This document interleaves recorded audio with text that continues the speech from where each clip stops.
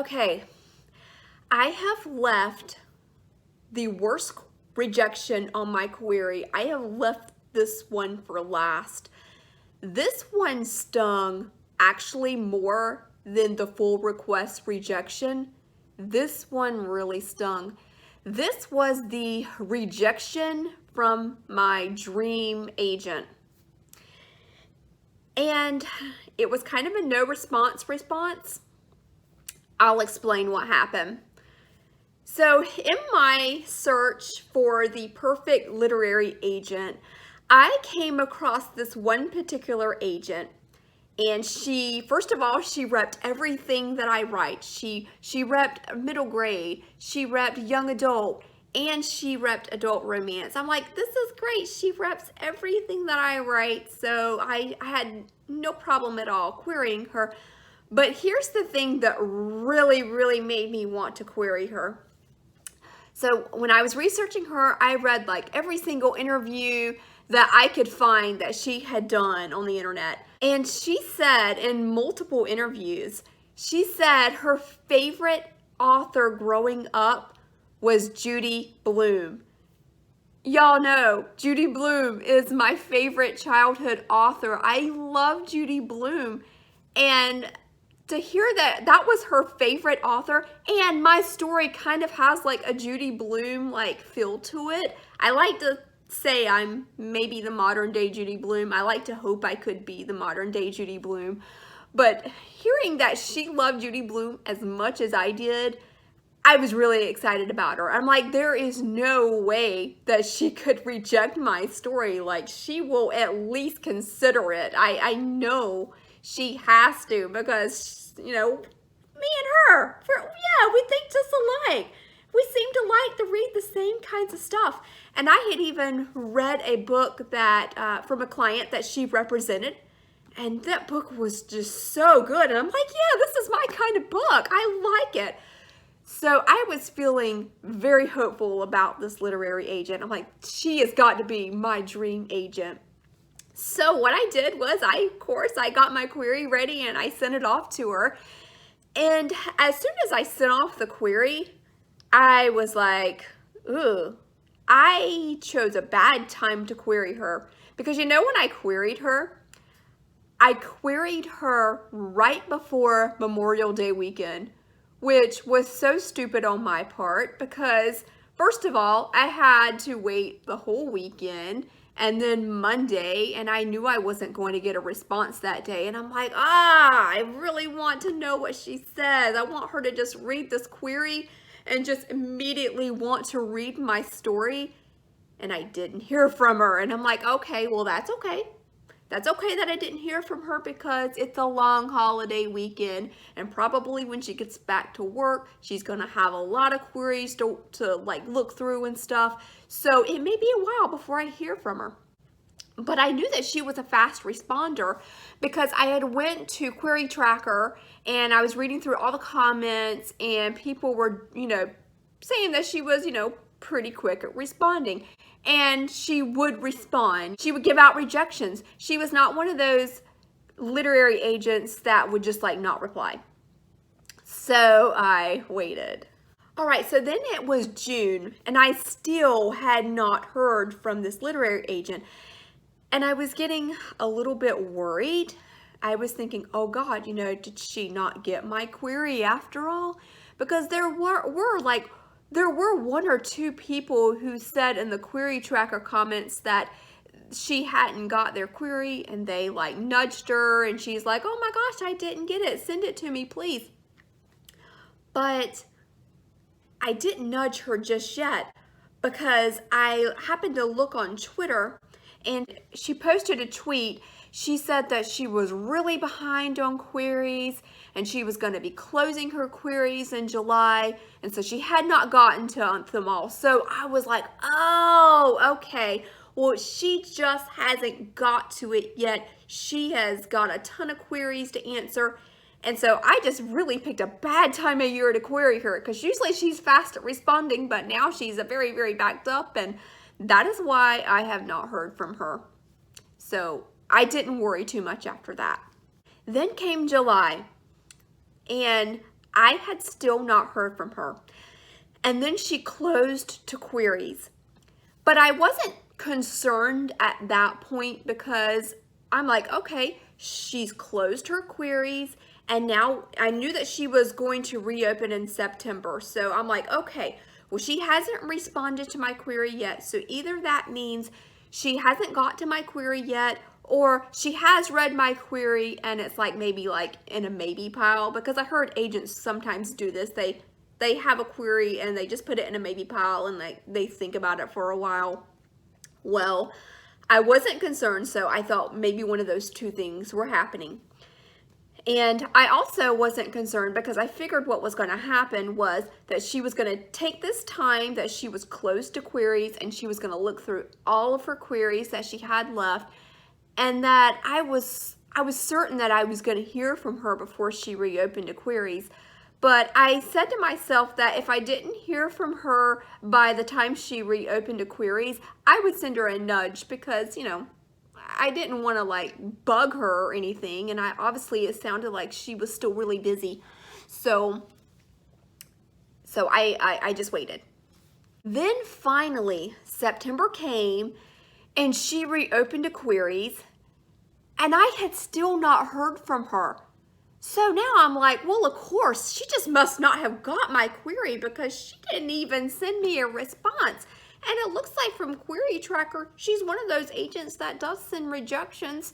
So what's going on? Like, okay, she just didn't receive it. So what I did was I went to my email and I found my original query and I forwarded it, like I pressed the forward button and I wrote her another email. And I was very courteous in my email and I basically was just like, hey, I hadn't heard from you and I apologize if you've seen this query before and you weren't interested, but I didn't get a response from you, so I wasn't even sure if you received it. So I'm just resending it to you just in case. And I was just very, very nice about it. It was just like a gentle nudge. And I'm like, okay, I'll hear from her soon. And I definitely got the right email because I'm one of those people who double and triple checks everything. And so I'm like, okay, I got the right email. I definitely have the right email.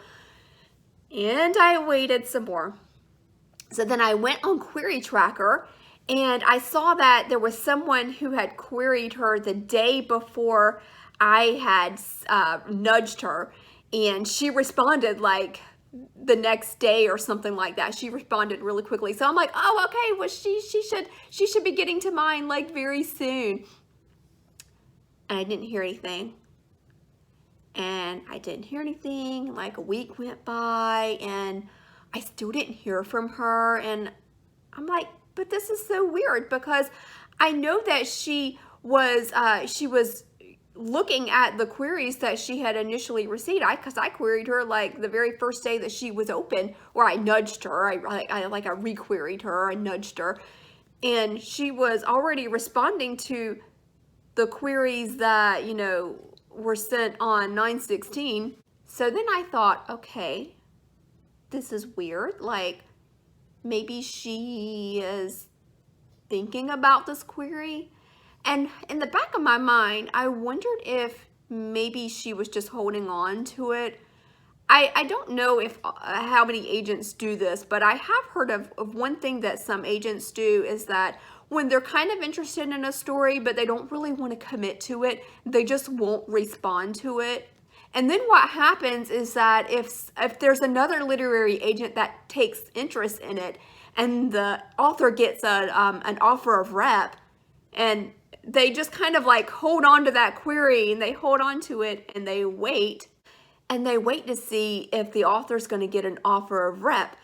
Because what happens is that you send out your queries, but if you get an offer of rep for your story, it's a courtesy to send all the agents who have your query notice, hey, there's another agent that likes my story and they just gave me an offer of rep. And then that makes all the other agents like take notice, like, oh, that agent really liked the story. Oh, well, I gotta check the story out, because, they want the story. Then they'll like fight over the story sometimes, right? So I was wondering, okay, maybe she's just holding on to it. I don't know. But then it was like October and I still had not heard from her. And so I just gave up on ever hearing from her. And I even like checked my spam and, my junk email folders, and there was just no response from her whatsoever. And I was just so upset about that because she couldn't even give me the courtesy of a response. But I knew that she was responding to other people on Query Tracker, so why wasn't I getting a response? I mean, look, if she didn't like the story, fine. Send me a rejection and just let me move on. Don't leave me just wondering, if you received my query or not. And it's not like my email bounced back or anything, so it's like I knew it had to go through. And the more time that passed and I didn't hear from her, I just really just became upset about it. And then it's like, I had once thought of her as like, oh, she's like the dream agent. And then after a while, it was kind of like, I don't really know if I would want to work with her after all. Just that kind of feeling. So then what happened, there's more to the story. That's not the end. Then what happened was when I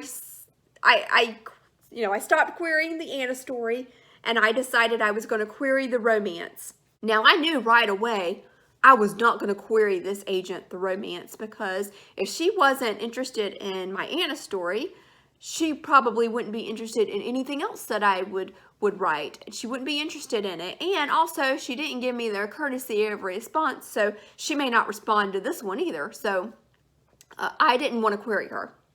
But there was another agent at that same agency, and I was kind of looking at her and I was a little bit interested in her. She also represented everything that I write. And I was like, well, how about I just give it a shot?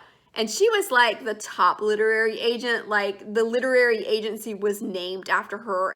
And it was like the agent that I originally queried, I think she sometimes like worked as an assistant. At least that's the impression I got from the Query Tracker comments that I read. So I'm like, well, I'm not emailing that agent again. I'm going to query this, I'm going to query the head literary agent and see what she has to say about my romance story. So I queried her, the second agent, the new agent, the head agent, and I waited for a response, and I think it was about a week later, might have been even less than a week later. It really wasn't that long. I got the standard rejection on that story from, I thought was the agent, but guess what? It was the agent that I had originally queried. She was sending me a rejection on behalf of the other agent. And so I got that email and I'm like, oh, so you do know how to email me. You do know how to email me. You do have my email. I was just so mad. I wasn't mad at the rejection because, okay, fine, move on to the next agent on my list. But I was mad because I had been waiting for months for a response from this agent and nothing. Nothing. She just didn't respond to me and didn't give me a courtesy of, sorry, not interested. But she sends me a rejection on the behalf of this other agent. And so then I'm like, well, who is she? Is she like, an assistant? Is she just so busy helping this other lady send out rejections that she doesn't have time to send mine? Like, what gives with that? I was just so mad. I was so mad. But, it really hurt. It really hurt because this agent, from her interviews, she just seemed like such the perfect fit for me. And then after that whole experience, I started to be glad that, I was glad that I didn't work with her after all because, wow, whew,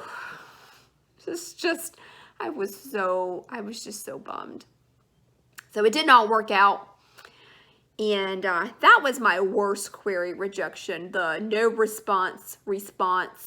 And don't you just hate it when agents do that? It's like, you know, at least just give the courtesy of a just standard rejection if you don't like the story, or at least like send an automatic email so that, like, one of those auto replies, so I'll at least know that you got the query, because I just kept waiting and waiting and not knowing if she had got it, and then nothing.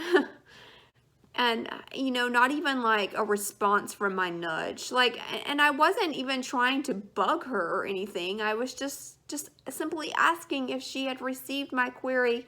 If she was not interested, all she needed to do was just say, I'm sorry, I have to pass on this project. That's all she needed to say, and that's all I wanted. I just wanted some closure on that whole matter, and I just didn't really get it. I'm still upset about it. I'm not even querying agents anymore. I'm going to self-publish, but it just still makes me it just burns me up. I'm just so upset I did not hear from this lady. And so, yeah, I'm glad I don't work with that lady. I don't want her. She's not a dream agent to me anymore. I do not want to work with one after all. But if I had a literary agent, nope, not gonna be you. And when my story comes out, my Judy Blume type story comes out and it's a hit, I'm, not gonna feel sorry if she happens to take notice of it then. Not gonna be sorry about it. So, had your chance. Sorry, you missed it. That's pretty much it. That's my worst query rejections. I know this has been a super long video, but when it comes to query rejections, I could just talk about this for quite a while. And I guess, as you can see, I get quite worked up on that last one. But what are your query rejection stories? Leave me a comment below and tell me what your stories are. And maybe you've had a way worse experience than me. And I hope you haven't, but I know my stories are really not all that bad. They're not all that bad compared to some of the other stories I have heard, but they still sting. I don't care, rejection sucks. And those are my worst query rejections. And I'm glad that I don't have to go through that again. I'm glad I'm not in the query trenches again. And if you are in the query trenches, I definitely wish you luck. I hope you get a literary agent, because rejection sucks. It really, really sucks. All right, I'll see y'all later. Bye.